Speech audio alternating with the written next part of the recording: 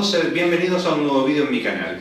Hoy vamos a intentar resolver uno de los exámenes de física de 2017 de Andalucía de selectividad.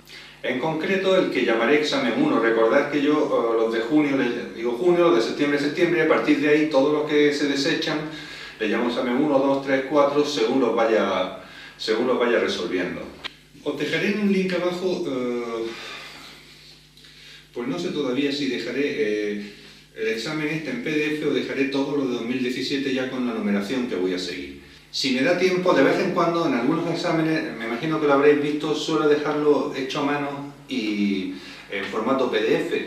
Entonces, bueno, si me da tiempo lo haré con este también. No prometo nada, pero lo intentaré hacer. Bien, aquí podemos ver el examen, que como siempre pues consta de 4 preguntas, que podéis ir viendo ahí.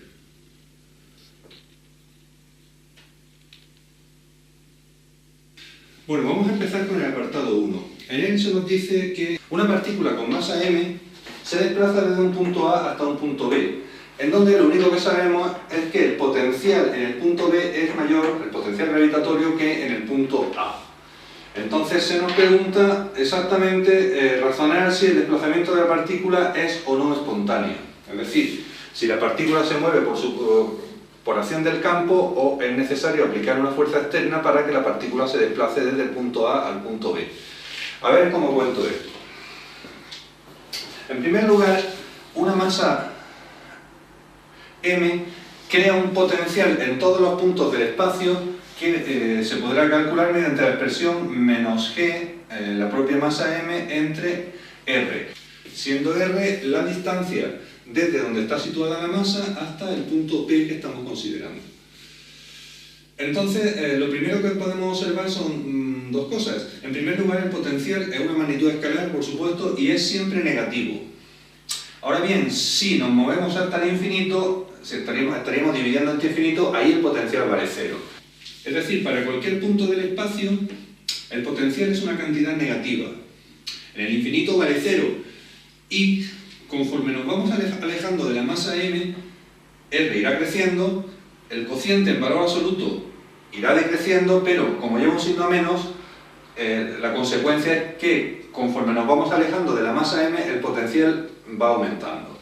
Es decir, primera consecuencia, si tenemos una masa m, el potencial va aumentando conforme nos alejamos de la masa, es decir, v es creciente, ¿de acuerdo? V es creciente. Pensemos una cosa, si yo sitúo otra masa m mayúscula, por ejemplo aquí, de manera natural, esta masa se acercará. ¿Por qué? Porque las fuerzas gravitatorias son siempre atractivas. Entonces la masa m tenderá a acercarse hacia la masa m. Quiero decir que, de forma espontánea, una masa se desplaza hacia zonas de menor potencial. Es decir, si el potencial crece para allá, pues la masa va hacia zonas de menor potencial, ¿de acuerdo? Nos quedamos con eso. Una masa de forma espontánea se desplaza hacia zonas de menor potencial. A nosotros se nos decía que la masa m se desplazaba hacia el punto B, y en el punto B el potencial es mayor, por lo cual podemos concluir que de ninguna manera ese movimiento será espontáneo. Ese movimiento tiene que ser el resultado de una fuerza externa al sistema que sea responsable de que la masa se pueda desplazar hacia el punto B, de forma espontánea. Y con esto yo creo que hemos terminado el apartado A del problema 1. Bueno, vamos a intentar resolver el apartado B de este problema 1. En él se nos dan dos masas, m1 situada en el punto 4,0 de 500 kilogramos y m2 situada en el punto menos 3,0 de 500 kilogramos también. Entonces se nos pide calcular el trabajo para desplazar de 250 kilogramos desde el punto A, el punto 3,0, hasta el punto B, el punto 0 menos 4. Nosotros lo que vamos a hacer para calcular eso es tener en cuenta que el trabajo para desplazar la carga desde el punto A hasta el punto B lo vamos a calcular como menos el incremento de la energía potencial. Esto es, el incremento de la energía potencial sería energía potencial de B menos de A. Como lleva un signo menos, pues lo vamos a calcular como energía potencial del punto A menos energía potencial del punto B. ¿Cómo calculamos esas energías potenciales? Pues teniendo en cuenta que la energía potencial que hay entre dos masas que están separadas una distancia r viene dado por menos g masa M dividido entre R. Con esta expresión podemos calcular la energía potencial que hay entre dos masas separadas una distancia R. Pero antes de hacer cuentas con la energía potencial, vamos a hacer cuentas con las distancias. A la distancia que hay de la masa 1 al punto A, le vamos a llamar R sub 1A. A la que hay de la masa 1 al punto B sería R sub 1B. De la masa 2 a A sería R sub 2A y de la masa 2 a B, este si lo puedo dibujar aquí mejor, sería R sub 2B. Vamos a calcular estas distancias en primer lugar. R sub 1A sería igual, fijaros que esto sería un triángulo rectángulo y la hipotenusa, la longitud de la hipotenusa sería precisamente la distancia de R sub 1A. Aplicando Pitágoras sería igual a raíz cuadrada de 4 al cuadrado más 1, 2 y 3 al cuadrado. Esto sería raíz de 16 más 9, lo que es 25, y raíz de 25 que es 5. 5 metros, tomamos unidad del sistema internacional. La distancia R sub 1B pues serían 4 hasta aquí y otros 4, 8. R sub 1B son 8 metros. Vamos con la masa 2. La distancia R sub 2A sería 3 y 3, 6 metros. R sub 2A serían 6 metros. Y por último, la distancia R sub 2B va a coincidir con el cálculo de R sub 1A, porque son 3 hasta aquí y 4 hasta aquí, y esto sería la hipotenusa, que sería la distancia, es decir, raíz cuadrada de 3 al cuadrado más 4 al cuadrado, cuenta que ya hicimos ahí, R sub 2B, por lo cual nos sale 5 metros también. Teniendo las distancias, yo voy a calcular en primer lugar la energía potencial del punto A, que la voy a calcular como la energía potencial que crea la masa 1 en el punto A, más la energía potencial que crea la masa 2 en el punto A. Esto es, la que crea en el punto 1 sería menos G, M sub 1 sería menos G, M sub 1 por la masa M, la que vamos a desplazar, dividido entre la distancia R sub 1A. Análogamente, la que crea la masa 2 en el punto A sería menos G, M sub 2, M dividido entre R sub 2A. Fijaros que en nuestro caso M sub 1 es igual a M sub 2, son 500 kilogramos, por lo cual esta masa será igual que esta. Puedo sacar factor común, menos G, M sub 1, por ejemplo, y M, que también están los dos, que multiplicaría 1 partido por R sub 1A más 1 partido por R sub 2A. Y así voy a calcular esta energía potencial. Esto sería igual a menos 6,67 por 10 elevado a menos 11 newton metro cuadrado partido kilogramo cuadrado por masa 1, que sería 500 kilogramos, por masa 2, que son 250 kilogramos, se me va kilogramo cuadrado con estos, por 1 partido por R sub 1A, que hemos dicho que eran 5 metros, más 1 partido por R sub 2A, que son 6 metros. Esto tendría 1 partido por metro como unidad. Se me va este con este y me quedaría newton por metro, lo que corresponde a julio, lo correcto en una energía. Hago las cuentas esas con la calculadora y ahora os comento. Si yo no me equivoco, esto da menos 3, con 0,57 por 10 elevado a menos 6 julios. Vamos a calcular ahora la energía potencial en el punto B. El cálculo es muy similar. La energía potencial en el punto B será igual a la energía potencial debido a la masa 1 en el punto B, más la energía potencial debido a la masa 2 en el punto B. Lo que viene a ser menos G. La expresión va a ser igual que esta, solo que aquí pondré R sub 1B y R sub 2B. Podré sacar factor común, lo mismo, en definitiva me va a quedar menos G M sub 1 M por 1 partido por R sub 1B R sub 2B. Echándole números me quedaría menos 6,67 por 10 elevado a menos 11 newton por metro cuadrado, kilogramo cuadrado, por 500 kilogramos por 250 kilogramos por 1 partido R sub 1B, que sería 1 partido por 8, y 1 partido por R sub 2B, que sería 5, más 1 partido por 5. Lógicamente esto sería 1 partido metro, se me va este con este, se me van los 2 kilogramos con el kilogramo cuadrado que hay aquí, y me vuelve a quedar lógicamente en julio porque es exactamente igual que antes. Hago las cuentas con la calculadora y os comento. A mí esto me da menos 2,710 por 10 elevado a menos 6 julios. Si no me he equivocado, eso es lo que debe dar con la calculadora. Entonces ya lo tenemos fácil para calcular el trabajo, para desplazar la masa M desde el punto A hasta el punto B. Esto será energía potencial del punto A, que la tenemos aquí. Sigo por aquí. Sería menos 3,057 por 10 elevado a menos 6 julios, menos energía potencial del punto B, que sería esta de aquí, menos 2,710 por 10 elevado a menos 6 julios. Hago esas cuentas y a mí me ha dado, haciéndolo con la calculadora, menos 3,47 por 10 elevado a menos 7 julios, que sería el trabajo pedido en el apartado B del ejercicio 1. Con esto hemos terminado el ejercicio 1. Vamos a intentar resolver ya el ejercicio 2. En un apartado A se nos presentan estos dos casos. Tenemos un imán, el polo norte estaría hacia abajo, que se desplaza con velocidad v hacia abajo. Y aquí tendríamos una espira.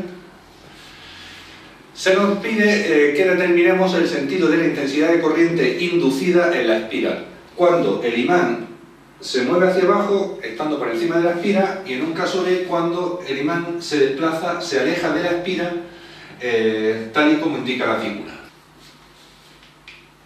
Tenéis que tener en cuenta que si tenemos un imán, por ejemplo, polo norte, polo sur, las líneas de campo siempre salen del polo norte y convergen en el polo sur, ¿de acuerdo? Por ambos lados. Dibujando yo soy muy malo, pero espero que lo entendáis. Saldrían así y entrarían así, ¿de acuerdo? Entonces, por eso, cuando el imán va bajando, las líneas de campo, digamos, tendría el sentido hacia allá abajo. Fijaros que cuando el imán se va desplazando hacia abajo, cada vez más líneas de campo atravesarían la espira. Es decir, el flujo del campo magnético estaría creciendo en esta dirección. En la espira se va a inducir una corriente que trate de compensar esta variación del flujo. Como el flujo está aumentando, conforme vamos bajando cada vez más líneas de campo atraviesan la espira, en la espira va a aparecer inducida una corriente que trate de compensar esta variación de flujo, es decir, que trate de crear un campo magnético hacia arriba para compensar esta variación de flujo. Eso lo haría una corriente inducida que girara en sentido antihorario. Es decir, esta sería la intensidad de corriente inducida, sería tal y como, y por aquí arriba iría para allá, ¿de acuerdo? En sentido antihorario. Aquí, conforme se va alejando, cada vez menos líneas de campo atravesarán la espira. Espero que lo veáis, por lo cual está decreciendo el flujo del campo magnético que atraviesa la superficie de la espira. En la espira va a aparecer una corriente que trate de compensar esta variación, es decir, si está decreciendo, pues va a tratar de crear una intensidad de corriente, digamos, que genere un campo magnético hacia abajo para compensar el que esté decreciendo el flujo. Es decir, esto sería una intensidad de corriente que vaya en esta dirección y sentido. Es decir, para que cree la intensidad de corriente, digamos, un campo magnético hacia abajo, pues yo sitúo el dedo gordo hacia abajo y estos dedos me están indicando el sentido de la intensidad de corriente. Es decir, iría en sentido horario, tal y como está el dibujo. ¿De acuerdo? Y con esto hemos terminado el apartado A. Vamos con el apartado B del ejercicio 2. Se nos dice que el eje de una bobina de 100 espiras, tendríamos una bobina con 100 espiras, de 5 centímetros de radio, yo lo he pasado ya a metros, que sería la unidad del sistema internacional, 0,05 metros, es paralelo a un campo magnético B, este de aquí, de intensidad, esta de la que aparece aquí, ¿no? 0,5 sería variable con el tiempo, pues según esa expresión, en teslas. La resistencia de la bobina, 0,5 ohmios, se nos pide la intensidad que circularía por la bobina al cabo de, en t igual a 10 segundos. Lo primero que voy a hacer es calcular el flujo del campo magnético que atraviesa la bobina. Es decir, el flujo lo vamos a calcular como n, el número de espiras, por el campo magnético, por S, la superficie de cada espira, y por coseno de alfa, siendo alfa el ángulo que forman el eje de la espira y el campo magnético. En este caso será 0. Poniéndole números a esto, será n 100 espiras. Campo magnético, ese de ahí lo copio, sería 0,5 más 0,2 t cuadrado. Por superficie sería la superficie de un círculo. En este caso un círculo de radio lo tenemos aquí 0,05 metros, que sería el área de cualquiera de las espiras. Es decir, sería por pi por r al cuadrado sería 0,05 al cuadrado. Y por coseno de alfa, pero alfa es el ángulo que forman el eje de la espira con el campo magnético, que en este caso, como se ve en el dibujo, serían 0 grados. Por coseno de 0 grados. Pero coseno de 0 grados vale 1, por lo cual, como está multiplicando, eso desaparece. Bien, haciendo estas cuentas, esto me saldría pi cuartos por 0,5 más 0,2 t cuadrado. Que operando esto sería un medio, es decir, me quedaría pi octavos más, esto sería un quinto, es decir, me quedaría más pi veinteavos por t cuadrado. Y ese sería el flujo en función del tiempo, el flujo del campo magnético que atraviesa la bobina en función del tiempo. La fuerza electromotriz inducida en función del tiempo la vamos a calcular como la derivada del flujo con respecto del tiempo. El signo menos simplemente para indicar el sentido de la corriente, que siempre va a inducir una corriente en la espira que se oponga a la variación del flujo, por eso lleva signo menos. Haciendo esta derivada sería el 2, sería 2t, pero el 2 se va con el 20, me queda pi partido por 10, bueno, el signo menos, y t. Esa sería la fuerza electromotriz en función del tiempo. Me piden a los 10 segundos la intensidad de corriente. Calculo en primer lugar la fuerza electromotriz a los 10 segundos, que sería menos pi partido por 10, es decir, menos pi voltios. Y como me piden la intensidad, pues utilizamos la ley de Ohm. La intensidad a los 10 segundos será igual a la fuerza electromotriz a los 10 segundos dividido entre la resistencia de la espira. Es decir, sería pi voltios dividido entre la resistencia, que la tenemos allí, sería 0,5 ohmios. Es decir, 2 pi voltios sería la intensidad de la corriente inducida en la espira a los 10 segundos.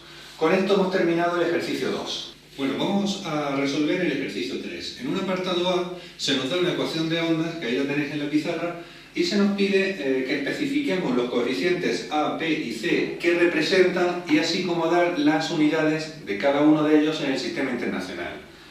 Entonces, empezamos por el A. El A sería la amplitud y representa el máximo valor de la perturbación. Como es una longitud, su unidad en el sistema internacional son los metros. El B sería la frecuencia angular o pulsación, y la unidad del sistema internacional pues sería radianes por segundo menos 1. El C sería el número de ondas. Se suele representar con la letra K, para calcularlo es 2pi partido por lambda, y representa cuántas veces está contenida la longitud de onda lambda en 2pi metros. Su unidad sería el metro menos 1, o incluso radianes partido metro. Se nos pedía también que especificáramos el sentido del signo más menos que aparece aquí.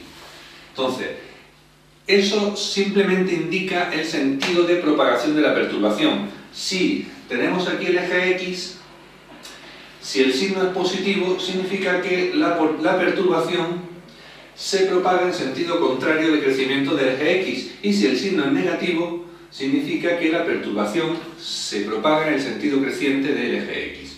Con esto hemos terminado el apartado A, porque como es una cuestión teórica tampoco me meto mucho más. Vamos con el apartado 3b. En él se nos pide que obtengamos la ecuación de una onda transversal de periodo 0,2 segundos. Se nos da la velocidad de propagación en centímetros por segundo menos 1, yo lo he pasado a metros por segundo, 0,40 metros por segundo menos 1, Se nos dice que la velocidad máxima es 0,5 pi metros por segundo menos 1 y en el instante inicial, en el origen, en la elongación es máxima. Se nos pide que calculemos la velocidad de un punto de la cuerda situado a 10 centímetros, es decir, 0,10 metros del origen, en el instante t igual a 15 segundos. La ecuación de la onda en general pues, va a ser amplitud por seno de omega t. Se nos dice que la perturbación se propaga por la cuerda en sentido positivo del eje X. Ello lo que significa es que aquí va un signo menos kx, y luego pondremos una fase también que habrá que calcularla, más phi. Si el periodo es 0,2 segundos, nosotros sabemos que la frecuencia angular o la pulsación, que es lo mismo, sería 2pi partido por el periodo, es decir, 2pi dividido entre 0,2. Y ello nos sale 2 entre 0,2 sería 10, pues me sale 10pi radianes por segundo menos 1. Ya tendríamos la omega, es decir, I de xt será igual a por el seno de 10pi t menos, hay que calcular k también. Entonces, si nos da la velocidad de propagación, yo sé que la velocidad de propagación es igual a lambda partido por el periodo. Despejando lambda tendré que ser igual a la velocidad de propagación por el periodo. La velocidad de propagación es 0,40 metros por segundo menos 1 por el periodo que hemos dicho que era 0,2 segundos. Se nos va este con este y nos va a quedar 0,08 metros, que sería la longitud de onda, pero a mí me interesa acá el número de ondas. El número de ondas lo vamos a calcular como 2pi dividido entre lambda, es decir, 2pi dividido entre 0,08.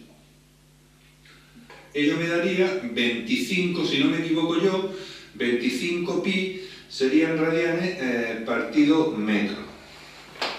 Es decir, aquí tendríamos menos 25pi x más la fase, que habrá que calcularla también. Borro por aquí un poco y seguimos. Se nos dice también que la velocidad máxima es 0,5 pi metros partido segundo. La velocidad se obtiene derivando la i de xt, es decir, la velocidad en función de xt sería igual a la derivada de la i con respecto del tiempo.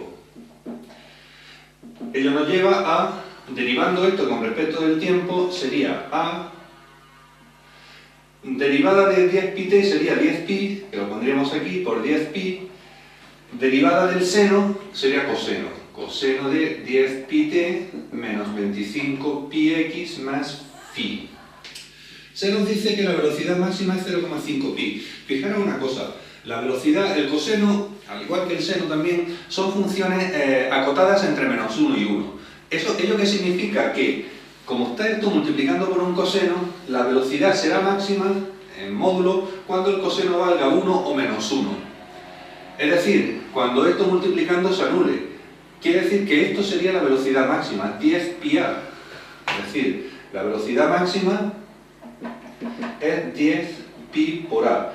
Pero sabemos que la velocidad máxima es 0,5 pi, por lo cual puedo igualar 10 pi por la amplitud a 0,5 pi. Se me va el pi con el pi, el 10 pasa dividiendo y tendré que la amplitud es de 0,05 metros. El 10 pasa dividiendo, sí, correcto. Es decir, ya tengo también la amplitud, 0,05 metros. Por otro lado, se nos dice que en el instante inicial, en x igual a 0, la elongación es máxima. Ello significa que tomará el valor de la amplitud, es decir, 0,05 metros. Por lo cual, calculo i de 0, 0 será igual a, sustituyo t por 0 y x por 0 y me quedaría 0,05 por el seno de, esto es 0 y esto es 0 porque estoy sustituyendo x por 0 y por 0 por el seno de phi. Y como es máxima, tiene que tomar el valor de la amplitud, es decir, 0,05. Esto pasa dividiendo, se me van los dos y me queda que el seno de phi tiene que ser igual a 1. Es decir, ¿cuándo vale el seno 1? Cuando la fase es pi medios radianes. O 90 grados, si lo queréis ver mejor así. Por lo cual ya tengo el valor de la fase. Esto sería pi medios radianes. Con ello tenemos completa la ecuación de ondas. A partir de aquí ya podemos calcular cualquier cosa que se nos pida. En concreto se nos pide la velocidad para x igual a 0,10 metros y t igual a 15 segundos. Para calcular la velocidad derivaré la y, derivada de y de xt con respecto del tiempo. Es decir, sería 10pi por 0,05, ¿no? La derivada de pi t, de pi, saldría fuera, y luego la derivada del seno es el coseno. Tendremos coseno de 10 pi t menos 25, vaya 5 que me ha salido, menos 25 pi x más pi medios. Esto sería la velocidad para cualquier posición en cualquier instante.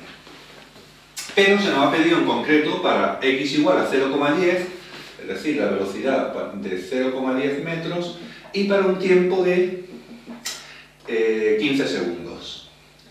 Sustituyendo aquí la x y aquí la t, tendremos que esto será igual 10 por 0,05 es 0,5 pi, por el coseno de 10 pi por 15 segundos, menos 25 pi por x que vale 0,10, más pi medios.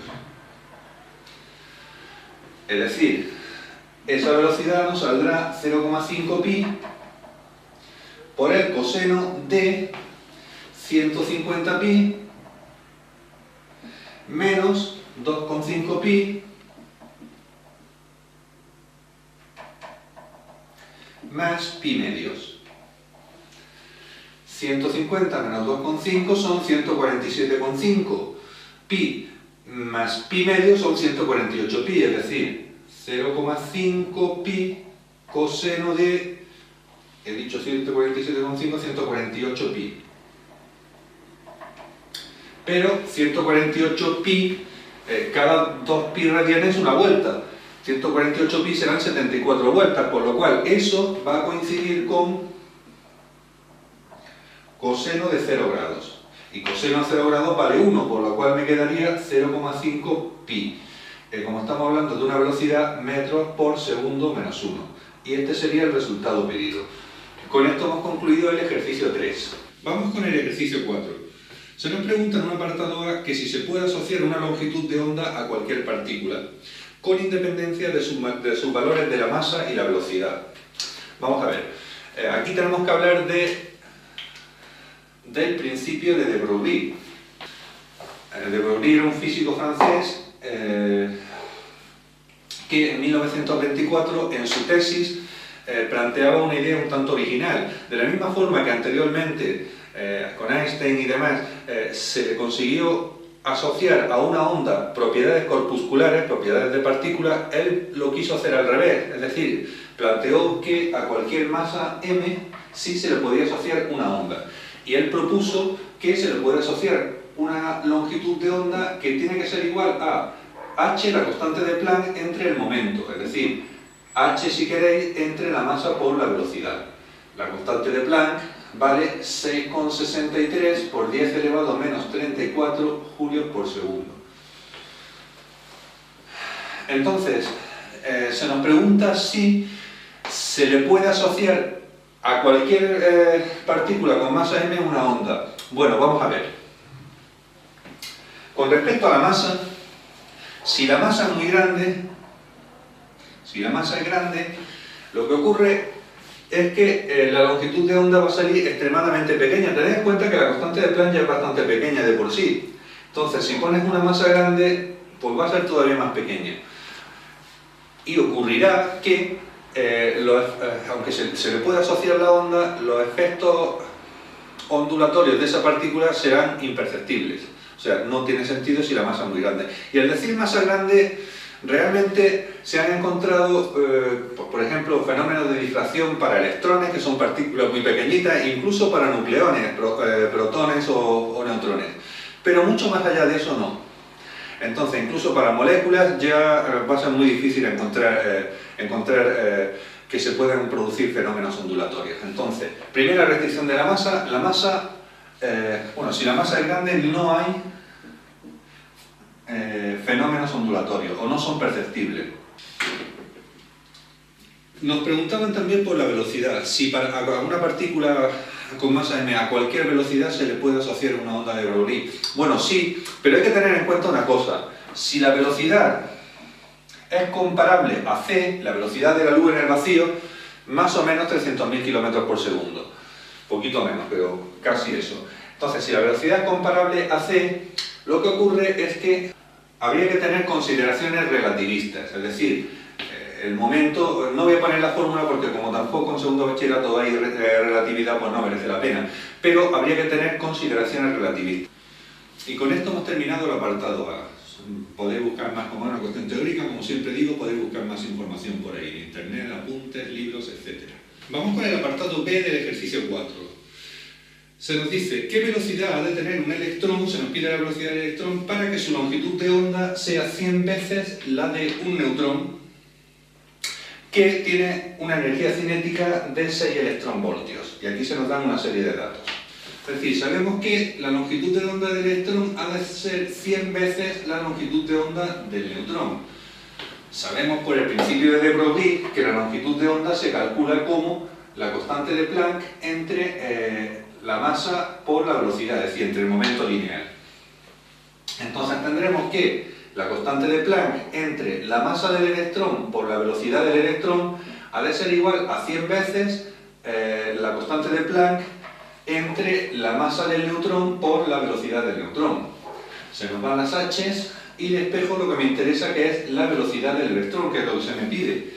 Pasaría aquí multiplicando, entonces tendremos, dándole la vuelta a la igualdad, que la velocidad del electrón será igual a masa del neutrón por velocidad del neutrón dividido entre 100 veces la masa del electrón. Simplemente despejando la velocidad del electrón de esta expresión y simplificando la constante de Planck que se va.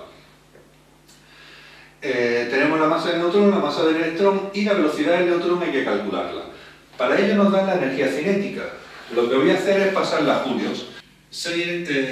La energía cinética del neutrón es 6 electronvoltios que, multiplicando por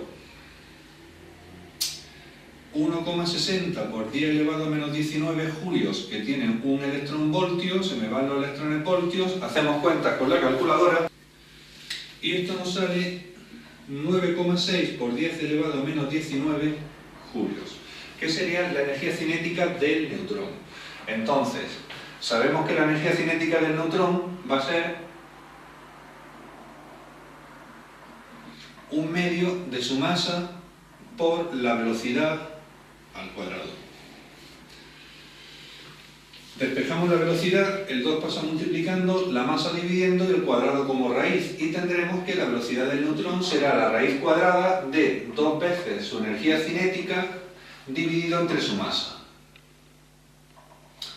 Es decir, será la raíz cuadrada de 2 por 9,6 por 10 elevado a menos 19 entre la masa del neutrón, que sería 1,69 por 10 elevado a menos 27 kilogramos. Y si no me equivoco yo, la velocidad del neutrón ha de ser de 33.706 metros por segundo menos 1. Ya lo tenemos todo, me quedo con este dato, borro, sustituimos aquí y ya estaría. Es decir, la velocidad del electrón sustituyendo ahí sería masa del neutrón 1,69 por 10 elevado a menos 27 kilogramos por velocidad del neutrón. Aquí la tengo, 33.706 metros por segundo menos 1. Dividido entre 100 veces la masa del electrón. Aquí tengo la masa del electrón multiplicado por 100 sería por 10 elevado a menos 29. Es decir, bueno, lo dejo indicado mejor así, que lo veréis mejor. 100 por 9,11 por 10 elevado a menos 31 kilogramos. Se me van los kilogramos y hago esas cuentas con la calculadora. Es 6,25 por 10 elevado a 5 metros por segundo menos 1, que era la velocidad pedida. Esa sería la velocidad del electrón, más o menos unos 62 kilómetros por segundo. Y con esto hemos terminado el ejercicio 4. Espero, como siempre, que os sea de ayuda y que me sigáis viendo en nuevos vídeos. Muchas gracias a los que me hayáis visto y hasta el próximo vídeo.